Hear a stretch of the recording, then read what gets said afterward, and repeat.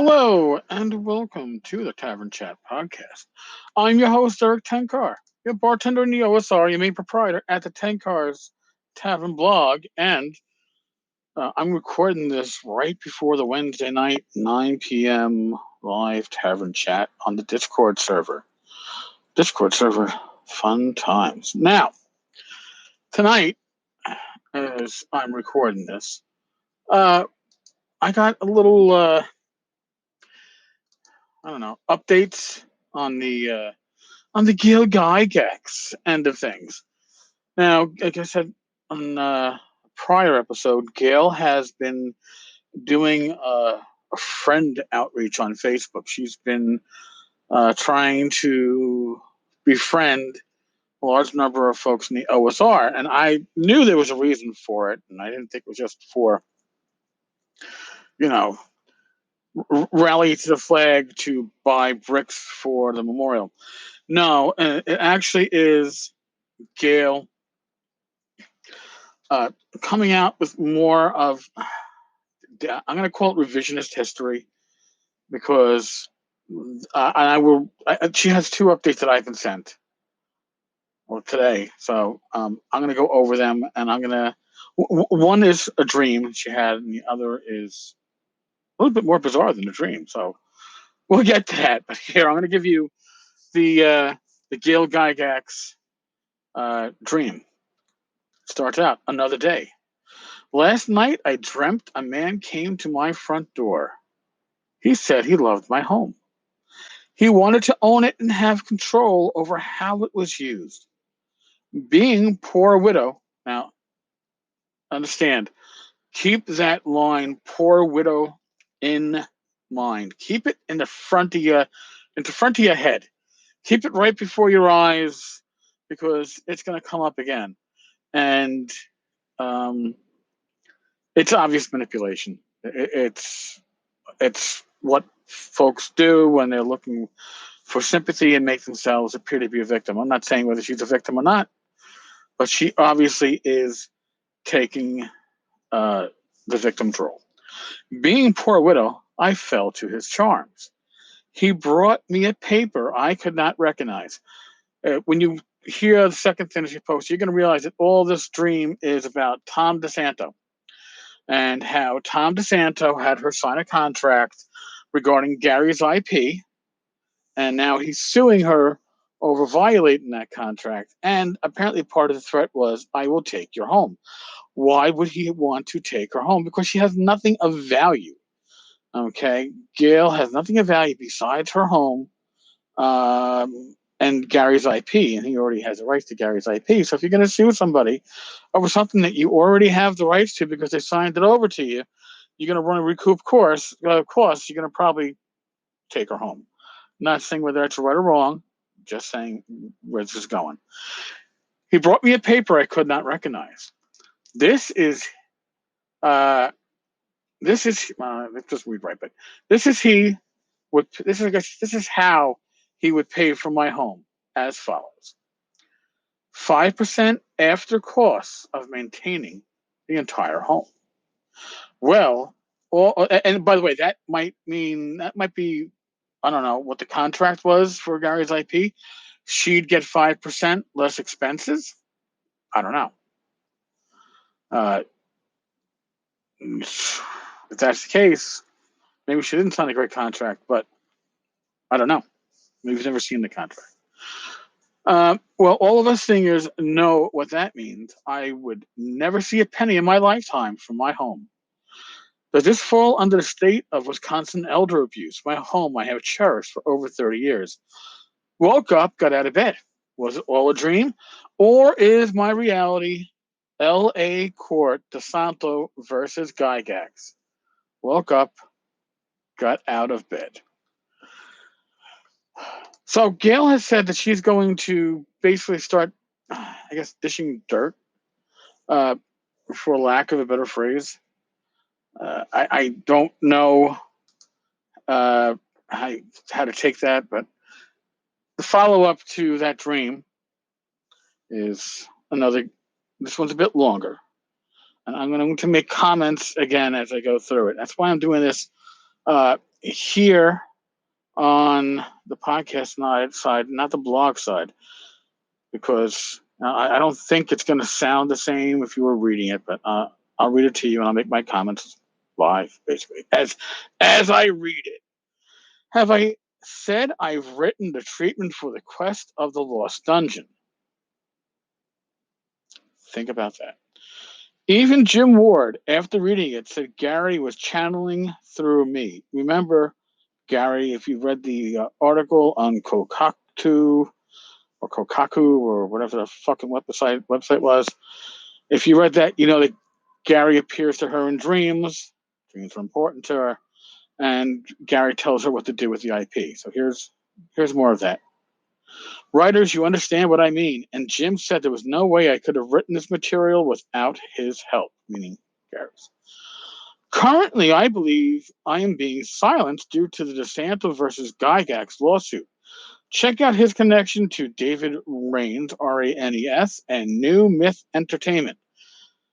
I don't know how the lawsuit is silencing her. I think something should silence her. It's probably not in her best interest to be sharing all this, but she's made a point of expanding her reach on social media, and I'm making a point of sharing this with you all because if you don't have Facebook accounts, you should know what Gail is saying, right? She wants it to be read, so I'm not doing anything that she doesn't already want. She might not want the comments, but in any case, I feel like, remember I told you to keep this in mind, poor widow that has been swindled. I cannot express it any other way. And I cannot afford the $1,600 per hour. Well, one attorney wanted just that. Then I would have to pay an additional $1,600 per hour for a settlement attorney. I simply can't afford this ball game, so I may lose everything, including my home.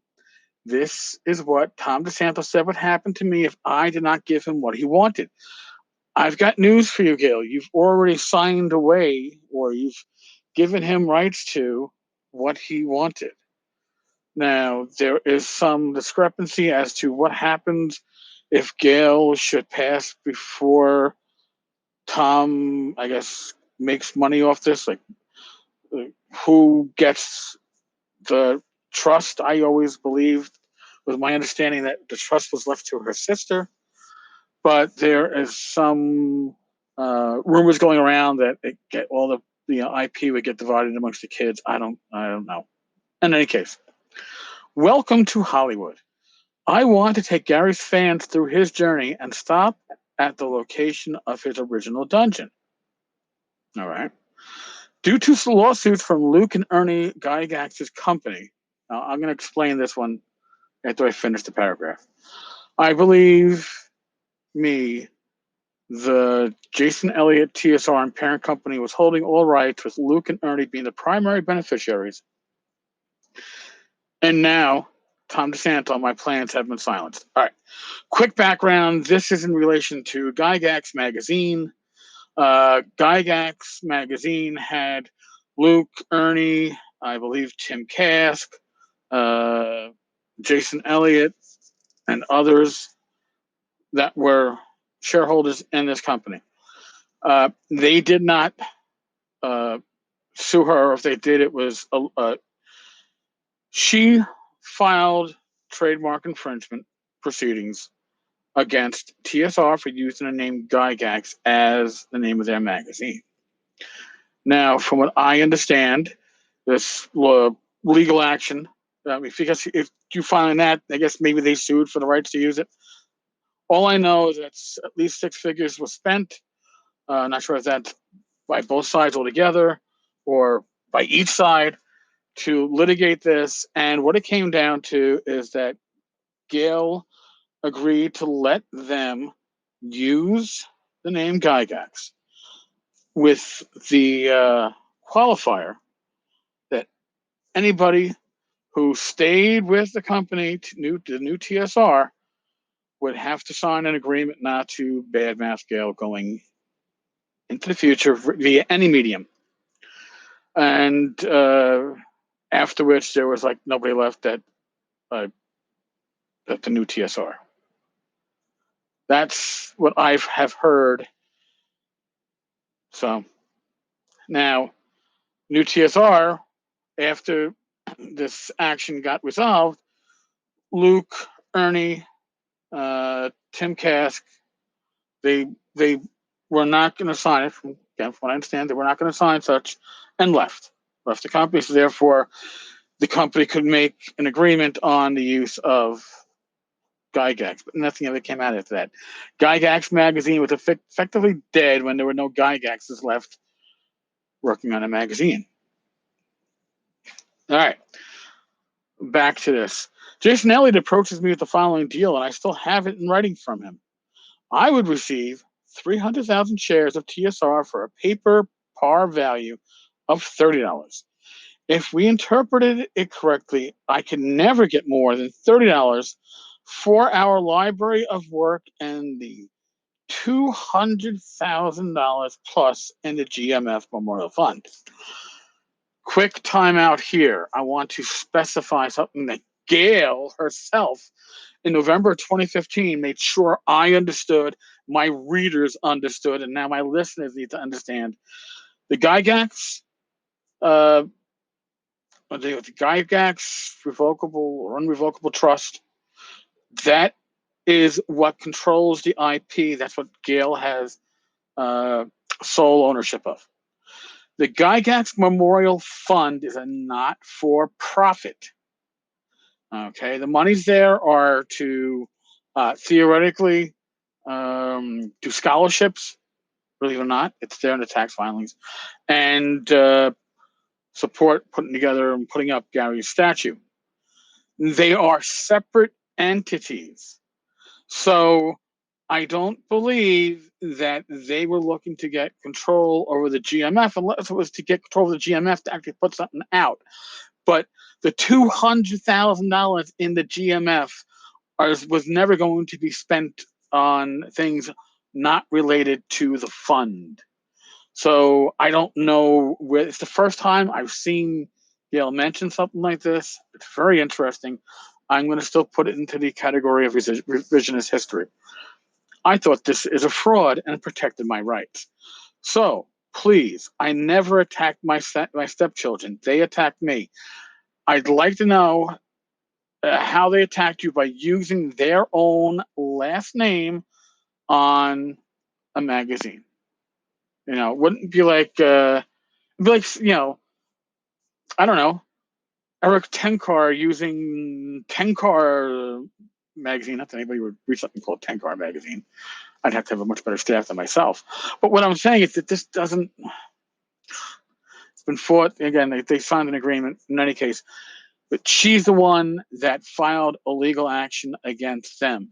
Technically, not a lawsuit, because again, Gail made sure I understood that, and I am respecting that. So they did not attack you, Gail. It is unfortunate. I believe they have misled my husband's devoted fans. I don't think that they really messed with your devoted fans there, Gail. I think gonna keep my other personal opinions out of this. This is a power play right now for your attention. I want his original works to use the D&D and CNC engines.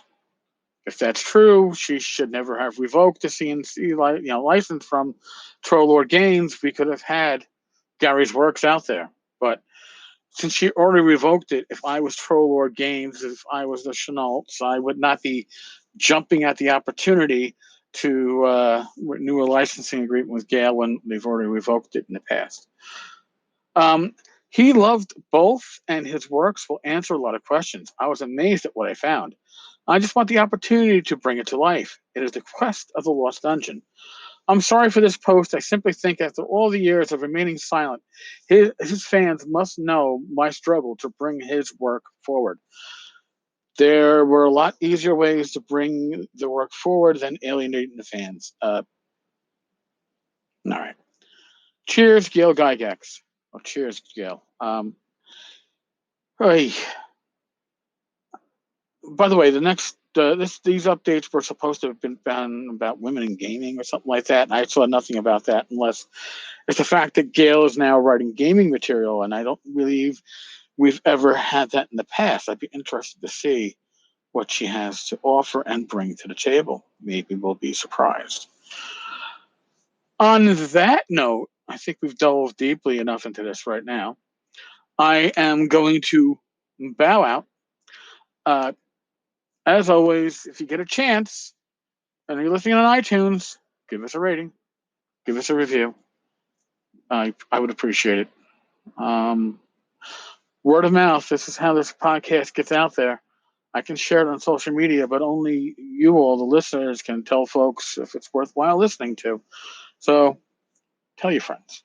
If you like it, tell your gamer friends. If you don't like it, maybe don't tell your gamer friends. I don't know.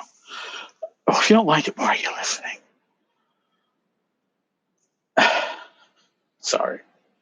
I'm a little stir crazy today. God bless. Be well. Roll those dice. And I will talk with you all tomorrow. Later, folks.